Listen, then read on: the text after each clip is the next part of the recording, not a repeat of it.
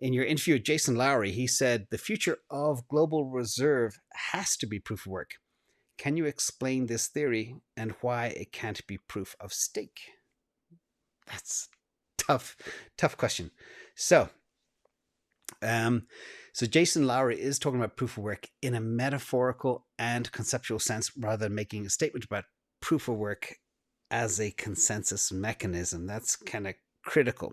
And his point historically is of all the global reserve currencies have been proof of work in concept. So, for example, gold has typically held the global reserve status throughout, and it is a proof of work system. You have to spend energy to dig gold out of the ground, process it, smelt it, verify its gold content, store it, transport it, etc. And after Nixon took the dollar off the gold standard, we moved to the petrodollar, where the system has been where the world has to acquire dollars to trade for oil. See the pattern here?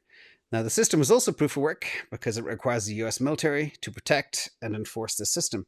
Now, Bitcoin is also proof of work, but you have to use electricity. I don't use the term BERT to mine it and secure it. So the idea is that money is tied to energy, and that makes it a good reserve asset.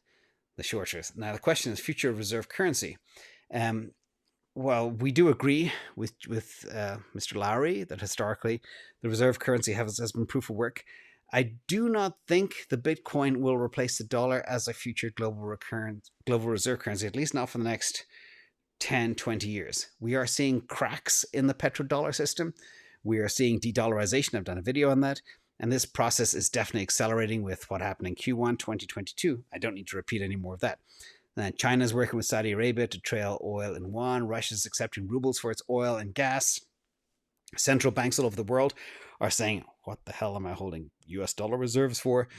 And even El Salvador, as you know, moving to a Bitcoin standard. So we are moving to a world where there are going to be multiple competing currencies. And we see at least four major ones, maybe five. You got the dollar with US backing, facing more competition. You got the emerging digital yuan, China backing. You got gold. Central banks already hold a lot of it. It's not going away for now, at least. And we got Bitcoin. It's better than gold. And we will see the day a central bank adopts Bitcoin. Wear your seatbelt, ladies and gentlemen. It's going to be a fun day. And also you got the euro. But the euro are just printing themselves into oblivion right now. Again, inflation thesis, not good. So yes, Bitcoin can compete, but we'll see what happens. Regarding proof of stake, it's too unproven, it's too small, it's too much like the traditional Cantillon effect system. So I don't think it'll ever work out that way at all.